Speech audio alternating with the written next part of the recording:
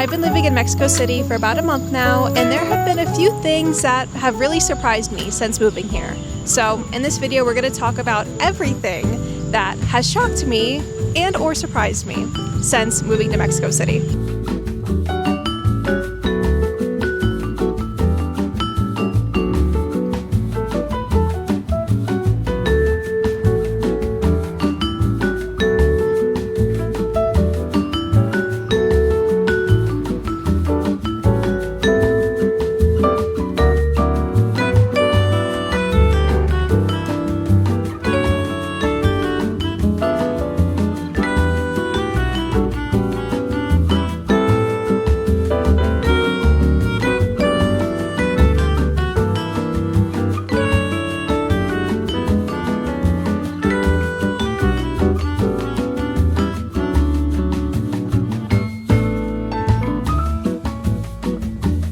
It's literally so hot.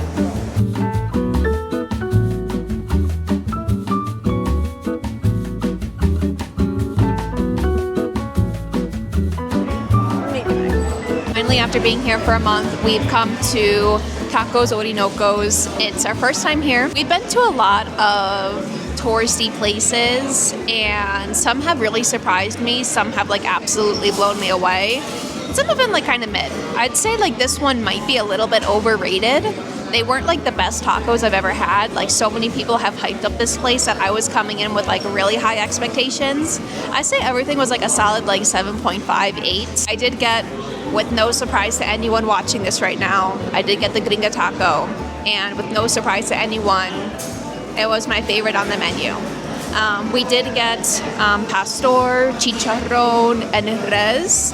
And I thought they were like kind of okay. I was expecting like it to really blow my mind based on everything that I've seen online, but the prices are fair.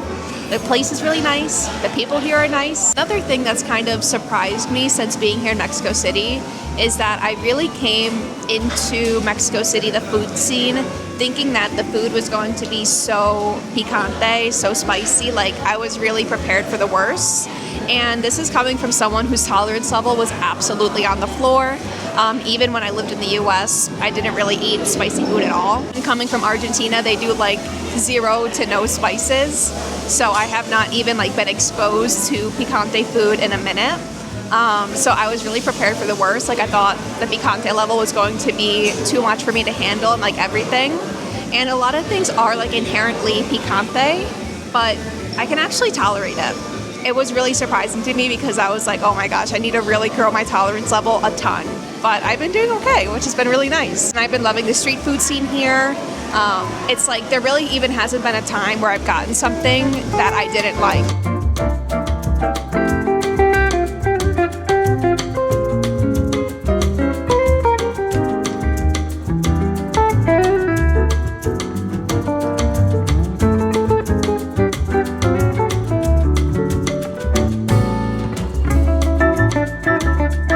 Realize while traveling is that every country has its own little learning curve. Sometimes it's a language, sometimes it's how people get around, or even just figuring out how things work. For me, one of the biggest adjustments is always figuring out how to navigate a new city. One, because I really do like to take the public transportation system, and I've been pretty honest on this channel that navigating the subway system in Mexico City has been a little bit of a challenge for me. I'm constantly looking things up and checking directions and making sure I'm going in the right direction. So because of this, having reliable data has been an absolute necessity for me, which is why I like to thank Holofly again for sponsoring today's video. Holofly lets you set up your eSIM before your trip, so that way when you land in your destination country, you are already connected. That means you can start exploring right away without having to find a SIM card once you land or relying on Wi-Fi in the airport. They offer unlimited data in over 200 destinations, plus regional and global eSIMs if you're traveling to multiple countries. You also get to keep your same WhatsApp number, which makes staying connected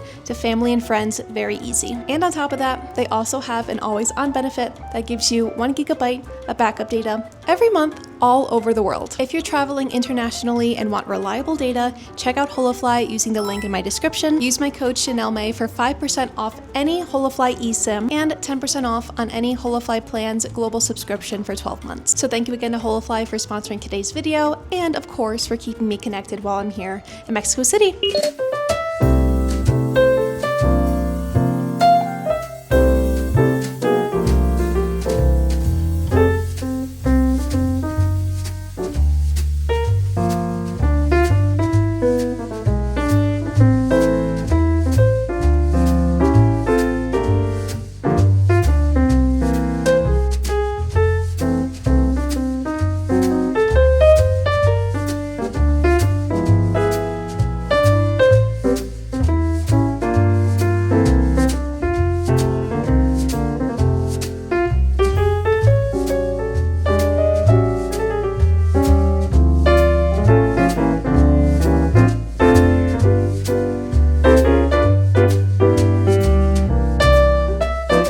Today we are exploring Coyoacan, and I'm in front of the Frida Kahlo Museum. We do not have tickets to go to the museum today. You have to buy them in advance, and we did not come prepared. So we do still have to do that. That's a huge thing I want to do here in Mexico City, but we are exploring this neighborhood today. So far, I'm really liking it. While we are exploring today, we're going to continue to talk about some things that are surprising and things that have shocked me since moving to Mexico City. And one of them quickly is that I was very informed about this. The earthquakes that happened here in Mexico City and the reason as to how Mexico City was built. But I was really unprepared to feel them as much as I do. I would say I feel my building shake at least twice a day. And when I first moved here, my very first night, I was so caught off guard. I was in my bed and I felt the bed shake and I was like, why is no one else doing anything? Why am I the only one affected by this right now? But now I've become accustomed to being in the building and having it move. I have seen a few videos about other people's experiences where like an earthquake alarm went off and they had to go outside. That hasn't happened to me yet. It's just like the building shakes and the bed shakes probably multiple times a day, but I feel it at least twice a day.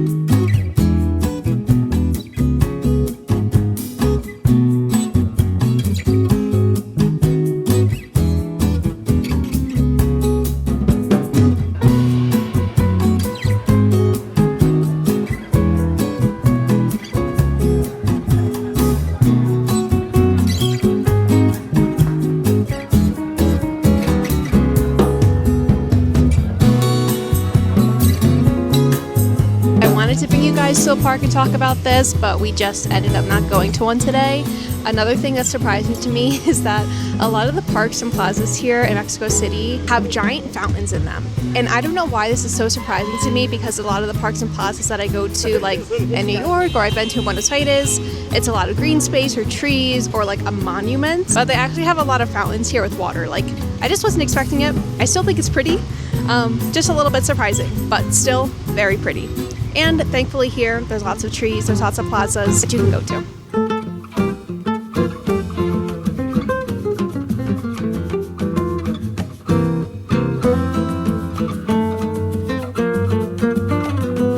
We just made it back from the Coyoacan market and we picked up a few things. I did get a few gifts for my family, so I won't share those. But we got a muerto for Max, as you can see. And we also got a muerto for Puka, so they each have one. And I mentioned this in this previous video that one thing that I collect when traveling abroad, one of my favorite souvenirs to get, some people like magnets and things like that. One thing that I always have to get now are these amiguris, which are just crocheted items. And I got a piñata, so I'm very excited for this one. I also got an ajolote a few weeks ago, so I'm building my collection. But for a few more things that have surprised me in Mexico City, one of them is the amount of valet parking. Like, you can just give your car to someone if you're going to a restaurant or something and they'll park it for you, which I was not expecting at all. Secondly is that it's actually kind of hard to find a garbage when you need one. We noticed this when we moved here within like our first few days and times walking with Max, because when he uses the bathroom we need to dispose of his waste and we couldn't find the garbage. It was kind of difficult, but now we know specifically where a few garbage cans are in the neighborhood, so we can plan our routes around that. But there's a lot of times where like we have garbage, we just have to hold it with us if we can't find a place to dispose of it immediately. And Michael was talking with someone from here, like a local from Mexico City, and it had something to do with like the city being clean. Like, if there's less garbages, more people are likely to hold their waste and dispose of it. And I have noticed that the city is clean. We just took an Uber today to Coyoacan, but we took the subway back. And I was saying to the driver, like, oh, like I really think that Mexico City is clean, and he was like, but I do understand how like a local's perspective can be different from like a tourist's perspective. Also, I have talked about this before, but in like the essence of this video, I feel like I should talk about it again really quickly. Like, the subway from a foreigner's perspective, if you're new to Mexico City, even if you have used a subway system in your country or if you're familiar with one, I do find the subway system to be like a little bit difficult to navigate. Another thing is that I did know about the Mexico City traffic, so this one is not surprising to me, but what What is surprising to me is that there are so many cars, and I think this is specifically me coming from Buenos Aires, is that like when a car in a big city who's trying to get to where they need to go lets me cross the road, I am extremely grateful for it. There are lots of drivers here who will let a pedestrian go, even if there's no like stoplight or no stop sign. If it's just like the walking path, they will let you go. And this like changes like my whole day. Like when I'm walking, or if I'm just like trying to get to where I need to go, or especially if it's raining and I'm like just trying to get home before the rain downpours and a driver just like lets me cross the street. But coming from Buenos Aires, like it was one of my pet peeves that like I would try to cross the street and no car would let me pass. So I'm very grateful for that. That's a plus here. I do find myself doing a lot of like Buenos Aires, Mexico City comparisons versus more of like a US Mexico City comparison.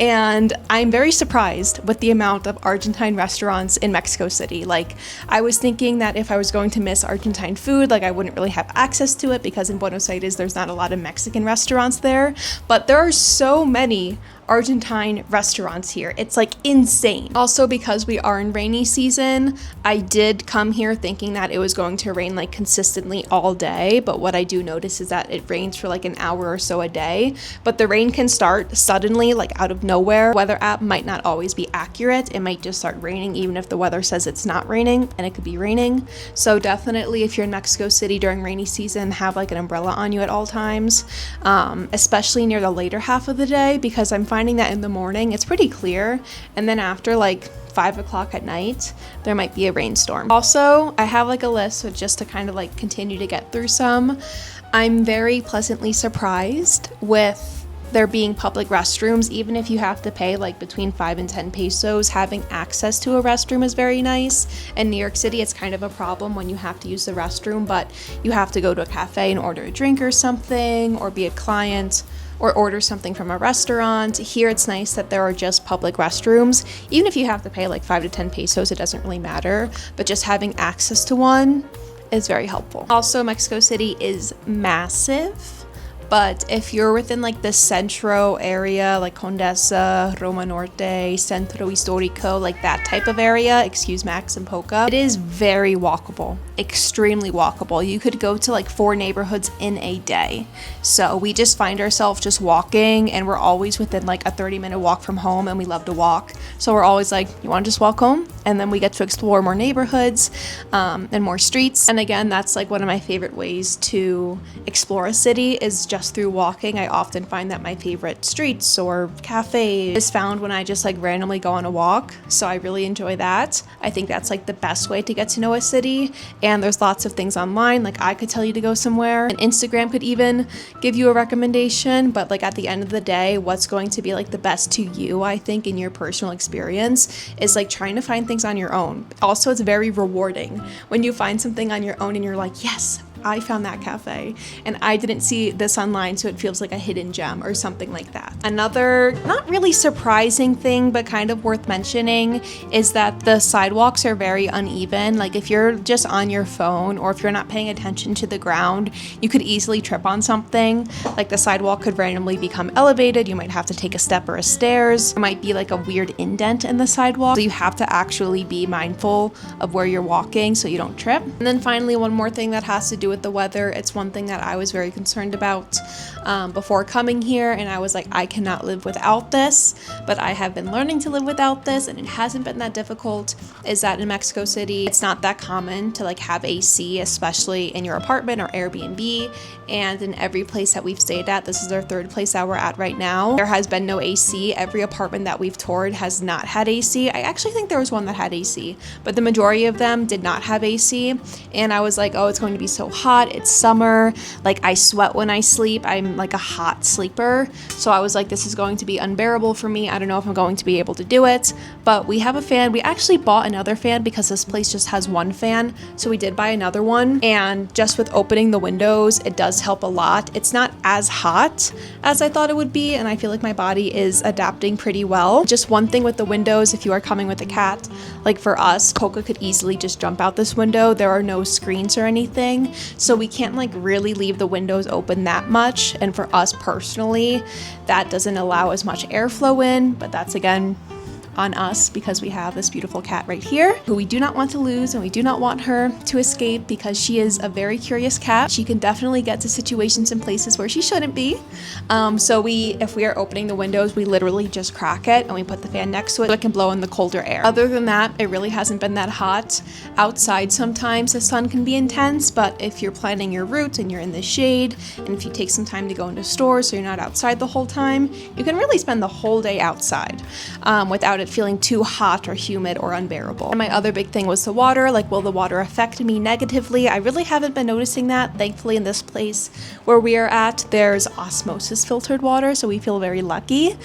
So we don't have to like go and buy water. And I was also nervous about like getting food sickness or something. And I really haven't been sick from anything yet. I've been taking my probiotics, and that has been helping a lot. I've been staying hydrated, and I've been enjoying the food scene here, like the market that we went to today, the Coyoacan market, and the place that we ate at was literally so good. We tried 3 new things that we haven't tried before. We tried moletes, we've tried burritas, norteñas, we've had burritos before, but not this type, and I've tried a torta, which if you're from Argentina, it's not a cake, it was like a sandwich de milanesa. And all 3 were very good, and I was very pleased. And if there's anything about Mexico City that has surprised you personally, please leave your own culture shocks down below. I would love to hear what you guys have to say. And with all that being said, I will see you guys in the next one. And this is Polka as to why we can't open the window. The thing I want to say is, yes, it's around. I see it. And I see it like at the carnitas stands. But I'm like kind of surprised. Maybe this is my Shanky mind, my US mind. Thought I'd be seeing like guacamole at like every corner. You know what? Cut this. Cut it. Cut it. I think after 1985, there was a giant earthquake here that affected the city a lot. And after that, new building codes were created. And I think it's more common now to feel the building shake because it absorbs the shake compared to the building just collapsing. I probably butchered that explanation, but it's something like that. You don't get the most informative descriptions here, but you get something.